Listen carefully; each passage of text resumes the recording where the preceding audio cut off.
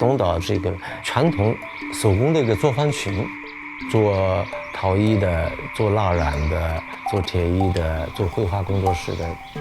现在中国大多数的都市全部都整齐划一，我就建议这帮年轻人来做一些有差异化、有个性化的东西。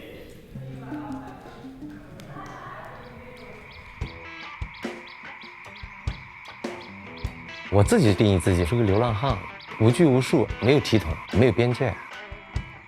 16年来荔波，那个200多亩吧，一个完全封闭的一个山谷，寨子基本上被废弃了，很多村民被迁出去了。我第一个来迁下来，提供一个空间，让大家在这里可以做他们想做的事儿。后来有很多朋友加入，二30人，搞艺术的居多，还有很多是闲散人员吧。这里面有工作室，可以在这个地方寻找他自己的想要做的事儿。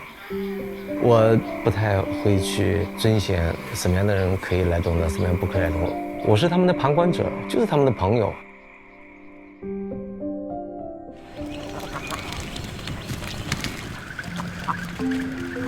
我叫阿飞，那年其实疫情刚开始，待在城里比较难受，网上找了说这个地方可以做义工，联系的那个人什么都没问，就说那你来吧，然后一直待到现在。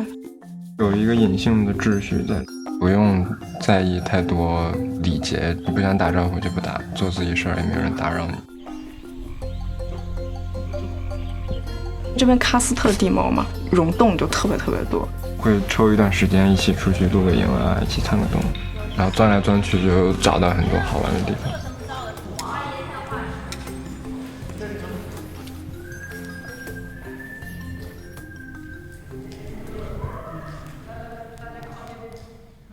来到这边之后，你觉得耳朵变得灵敏了。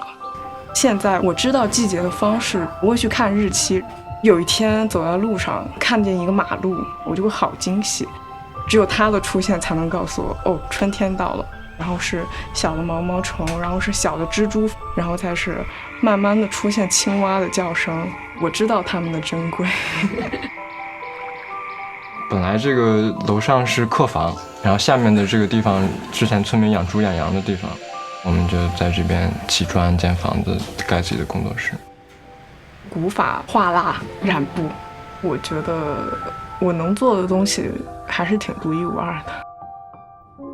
墙是自己砌的，仔细看它其实是歪的，所有能看到的架子、桌子都自己做。之前有一个小摩托车，我们就天天出去捡破烂儿。他们不要那种篮子、筐子、包浆老板凳。看到了一块很好看的一个木板，锯了一块了，下面装了4个桌腿。其实这个是最简单的。对，不能被形容成美好吧，像是在一个垃圾场里面找点金子。之前是从日本退学回来，然后在家待了1年，跟父母争吵。一开始来其实就想待个1-2个星期那样，结果来了就没再做过。我们有自己事儿做了之后，就跟家里关系还挺融洽的。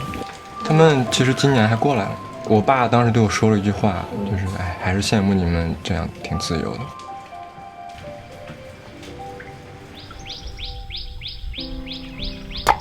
16岁，一直在外面流浪，念书很差，走大半个中国了。